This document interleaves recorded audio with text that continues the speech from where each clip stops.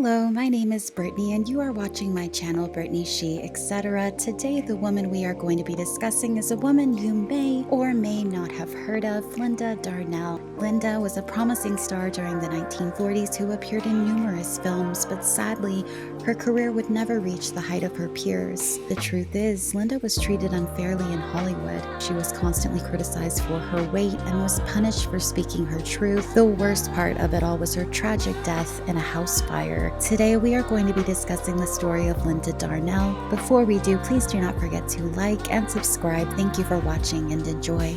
Linda Darnell was born on April 10th of 1965 in Dallas, Texas. Her birth name was Loretta Eloise, which I have to be honest, I do like her birth name better than the name that Hollywood gave her. It's a beautiful name. Linda got a very early start as a child, beginning in modeling, then progressing into acting in film. Her mother, whose name was Pearl, had big dreams for Linda and put everything into making sure those dreams came true. However, Pearl was known to be a tyrant and had a reputation for being aggressive and mean. It was said that Pearl was set on making Linda a star. She completely ignored her other children. Linda was not originally into the idea of becoming an actress, and it seemed her mother was living vicariously through her. Linda was put into endless beauty contests, and it was said that wherever she went, her mother was right behind her. When Linda was first trying to get her foot into the door, it was not all smooth sailing. She was turned down multiple times for looking too young, and that's because she was. Linda was portrayed to everyone as a 17-year-old, but she was actually 15. She was just a child.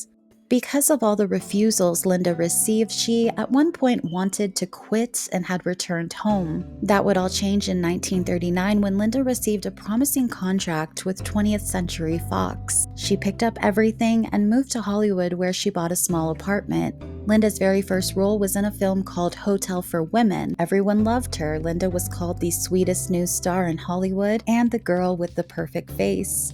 Linda had dark eyes and hair, olive skin, great cheekbones, and had a smoky voice. Daryl F. Zanuck stated he cast her because, quote, Linda's name would advertise her beauty and suggest a Latin quality that matched her coloring. Daryl was a major player in casting during the time, but he was not a good man. He would often abuse his power and treated the women he worked with terribly. When Linda's true age came out, it was discovered she was one of only 2 women in Hollywood under the age of 16 to star in a leading role.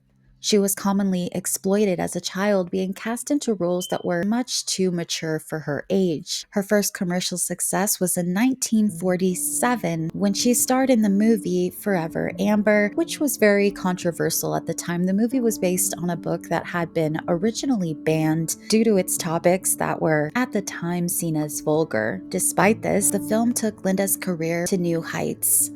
She would then star in 4 films alongside the very popular actor Tyrone Powers. This again did great things for Linda, since she and Tyrone were now seen as this great on-screen power couple, but this was also creepy when you look back on it because Linda was underage and Tyrone was a decade older than her. Linda starred in many films. Sometimes she was the lead and sometimes she was the supporting role, but her most notable films were Summer Storm, Stardust, No Way Out, Fallen Angel, Unfaithfully Yours, and A Letter to 3 Wives, which I just want to mention is a super cute movie if you haven't seen it.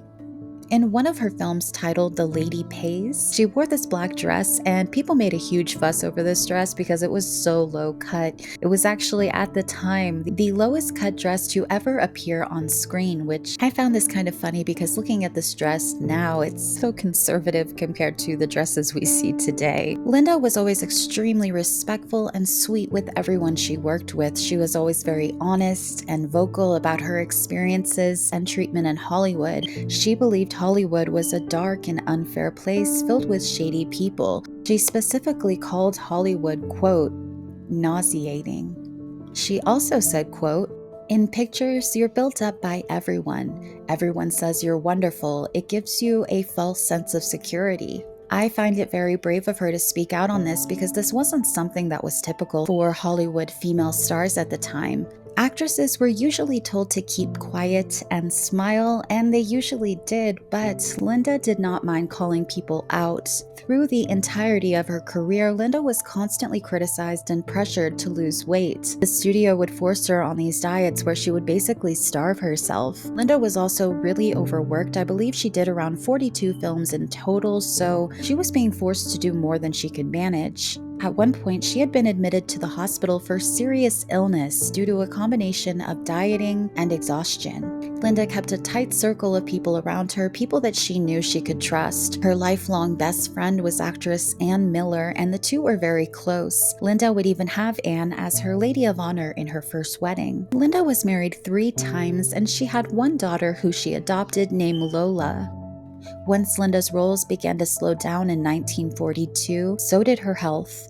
She began to lean on alcohol to deal with her depression. Linda felt she did not get the recognition or the roles she deserved, and it caused her to spiral into a very dark place. Linda was dealing with many issues on top of her career. She had a falling out with her mother, Pearl, and was trying to distance herself from her mother's toxicity, but Pearl kept leaking information about Linda to the press, which created more issues. On top of that, Linda was dealing with a stalker who kept trying to blackmail her for money. Her later years in life were certainly difficult. Another close friend that Linda would lean on for support was her former secretary, Jean Curtis. By 1968, Linda was staying with Jean in her Illinois home along with Jean's 16-year-old daughter, Patricia. On April 10th of 1965, Linda and her former agent were staying in for the night. The two were hanging out in pajamas and watching TV in Jean's living room. The two were smoking cigarettes and had stayed up late to watch a re-airing of one of Linda's movies, Stardust. When they were finished, they retired to the second floor of the home and planned to read before going to bed. A short time later, Jean's daughter, Patricia, ran into the room and told them that she smelled smoke coming from the 3rd floor. All 3 of them began heading up the stairway to check out what was happening and to see if there was a fire, but apparently Jean and her daughter stopped to cover themselves in paper towels in case there was a fire. They thought that Linda was with them, but she wasn't. Linda had continued up the stairs to the 3rd floor by herself. Once the fire broke out, Jean and her daughter Patricia were rescued by firemen. Linda was found inside the home, however, she was in bad shape. She was pulled out of the burning home and was rushed to the hospital where she endured several hours of surgery by a team of doctors. Many theories on the fire were circulating. Some people claimed that Linda had gone back into the fire to save Patricia. Others speculated that Linda had gone back into the fire to retrieve her mink coat. What a terrible thing to say about somebody that's in critical condition. I do hope the media feels bad about that reporting because 2 days after the fire broke out, Linda Darnell died from her injuries. She suffered 3rd-degree burns on over 80% of her body. Linda was sadly only 41 years old when she passed. The cause of the severe house fire was found to be from a lit cigarette. About a month after the tragedy took place, Linda's last interview was released. People found the interview to be quite unsettling because Linda actually talks about how she hopes that she will not, quote, die tragically. People also found her death strange because Linda had once played a role in a film called Anna and the King of Siam, and in the film she plays a woman who dies in a fire. What happened to Linda is so incredibly sad. She was so young and had her whole life in front of her. Linda will not only be remembered for her long list of films that spread throughout the decades, but also the bravery she showed standing up to Hollywood and its dark side. So that is going to be it for me today. Thank you so much for watching, and please do not forget to like and subscribe. Until next time, ciao.